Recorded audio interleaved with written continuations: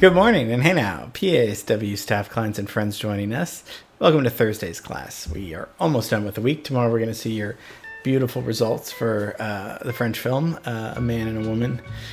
We had a good time going to Pasadena yesterday and looking at the Pasadena Playhouse.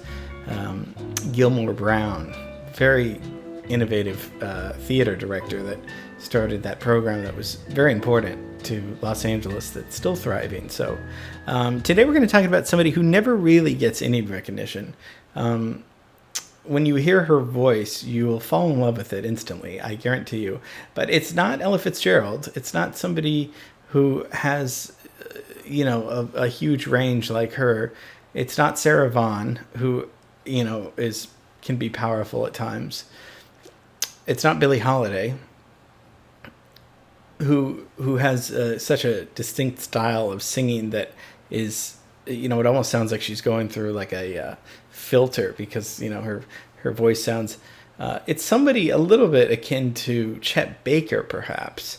We're going to be talking about somebody that really needs a lot of care and comfort. Her phrasing, not only singing, but also playing, is so beautiful.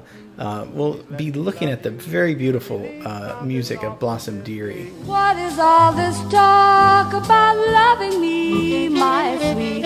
I am not afraid, not anymore, not like before. Can't you understand me? Now, baby, please pull yourself together, do it soon. My soul's on fire, come on and take me. I'll be what you make me, my darling, my soul. I didn't know who Blossom Dearie was. My brother, I think, introduced me to her first. But she's a jazz classic, and one of those classics that didn't get lost in because she's kind of a cult figure, well-known jazz figure, but she's not like some of those singers that I mentioned at the beginning of the class. She will talk about her life, but really she studied serious classical piano growing up, and then kind of started singing. So, but she's an excellent pianist, just as much of a singer, and made some beautiful recordings. And we're gonna take it nice today. It's gonna be really fun looking at the music of Blossom Dearie. I wish you bluebirds in the spring to give your heart a song to sing and then a kiss. But more than this, I wish you love. And in July, a lemonade to cool you in some leafy glade. I wish you health, and more than wealth, I wish you love. So instantly, you're gonna recognize this kind of girly voice. It's a very light, girly voice. It's very that could almost sound like that would be annoying, but it's so lovely to listen to. It's breathy, it's intimate, it's fragile. It sounds like a kind of like a little girl. She's just, and she would have voice teachers telling her that she wasn't singing properly, that she wasn't breathing properly, that she wasn't, and she would kind of respond like, it's funny, after all these years, I've been doing it this way, and I'm not the person to get up on stage and just belt it out. That's not me. I sit at a piano and have the microphone there. So she just found the style that worked for her. Born in 1924, and here's a little timeline of the piano players that we've been looking at. She lived a long time. She died in 2009 at 84, but Monk's going on, Bud Powell's going on, Bill Evans is going on. Those are the people that she's influencing, and we'll talk about that a little later. Supposedly received the name from a neighbor who delivered peaches when she was born. So, but she was at the age of 2, she was able to pick songs out on the family piano, and spent most of her years sitting on adults' laps so she could kind of go to the piano. So she was drawn at that young of an age to, and they said that she played very intelligently for somebody who was just 2. It wasn't just banging. It was she was drawn to the piano already. And at age 5 started studying classical piano, Bach, Chopin, much like Bill Evans did when he was a kid. I mean, they would study, you study the classics on piano. So at a really young age, she was playing. By 10, she sort of started getting into jazz. Count Basie, Benny Goodman, and Duke Ellington, and they would kind of form her piano playing style years to come. When she moved to New York City in the mid-40s, she started singing more. So she like I said, she didn't really start off as a singer. She started off as a pianist, and then she would just kind of start singing, and I think people just really liked her because she had such an unusual, pleasant sounding, beautiful voice.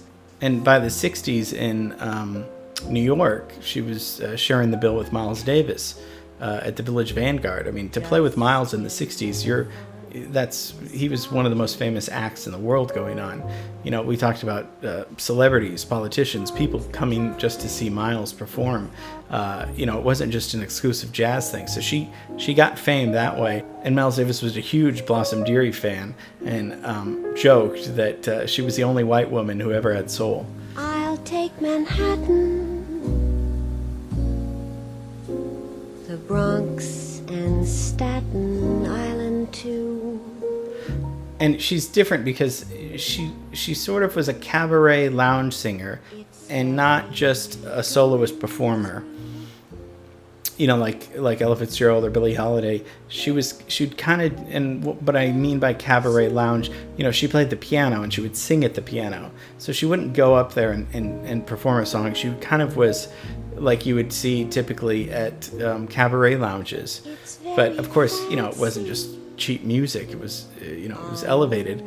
And she started hanging out with Gil Evans. We talked about Gil Evans a little bit, where he had this little apartment, and he would, Miles Davis was obsessed with him. I mean, he went on to orchestrate a lot of Miles's albums, and he was a big teacher, Gil Evans. He learned a lot from jazz musicians too, but he, coming from a classical background, was a huge influence on a lot of the jazz musicians, including Blossom Dearie. And Blossom Dearie describes New York, and this is what's so wonderful about New York, especially in the 50s. She could go and hear Sarah Vaughan sing Embraceable You, and then she could go across town, to Broadway and hear another version of that sung in a different way. And she was like, it's like hearing one singer from Mars and another from Pluto. There's different versions, and she's like, I tried to put them together. So again, it was just the influence of so much exciting culture happening in the city. And we do talk about this a lot, of artists finding their own voice by usually blending ideas, influences together. And how she would learn songs and perform songs, she would first have to sit down and learn the song at the piano, just without even singing it, learn it, and then once she knew it so well, she would work on the lyrics. And she explained that the playing of piano and singing, they weren't separate in her mind. So her playing wasn't separate. They were just one and the same. And somebody that was hugely influenced by her was Bill Evans, which of course we did a class on, and is one of the most famous pianists. We looked at how he did rootless voicings, how he incorporated Debussy, and we looked at some of his musical characteristics. But he was interviewed later by saying that she had a tremendous influence on his piano playing. And we've talked about chordal harmony with Oliver Nelson. If you remember, those chordal harmony is instead of playing stacked thirds and fifths, you play fourths, and that gives it a little bit more of a modern sound, a little bit. So she was playing a lot of this chordal harmony that Bill Evans copied from her and picked up from her, and completely thought she was really doing something new with the piano by playing these kind of harmonies. She wasn't trying to be anybody else, I think, when she was playing and when she was singing. I think that's part of the allure that I love about her. I mentioned Chet Baker. He was such an unconventional singer. He didn't have any vibrato, and when you hear or reverb, and when you hear her performances, how vulnerable they are in the studio. Someone to watch over me. There's no reverb. There's no effect. It's just her very close to the mic, almost like she's singing a lullaby to you. And it's so personal and right there. that I love that. And she's not trying, there were all these great musicians and singers around her, but she was just being completely herself. She was this, little white girl in the 50s around, some of the most amazing black musicians that would change the music forever. And so what? That didn't bother her. I mean, it was just, she was learning. But I think her vulnerability in some of those ballads were just, and the way she played and her piano playing was just it was such an interesting, no other performer could really do that, uniquely and that beautifully. Ask me, how do I feel now that we're cozy? So talk about somebody that had a unique original voice. Blossom Dearie, wonderful singer, songwriter too, but and had a lot of success in the 70s and 80s and continued playing. But I love those recordings in the 50s of her singing and playing. It's just, it makes you feel so good and so happy. So hope you enjoyed Blossom Dearie. Classic talent. And tomorrow's film scoring results Friday, so it's going to be fun. Okay, have a great rest of the day. See you tomorrow. Ding!